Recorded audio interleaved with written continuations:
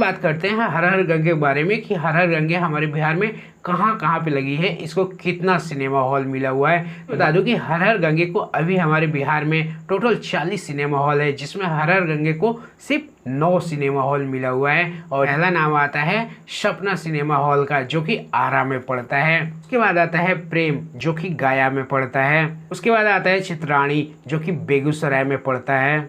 Shekhar cinema Muzaffarpur, Shakuntala Muzaffarpur, Ambika Ghorasahan, Pankaj Raxaul, mini सिंगार लुधियाना, पायल भिंडी, ये 9 सिनेमा हॉल है जहाँ पे हर हर गंगे अभी लगी हुई है। अगर आप इन सभी सिनेमा हॉलों के आसपास आपके घर पड़ता है तो आप जाइए, एक बार जरूर देखिए।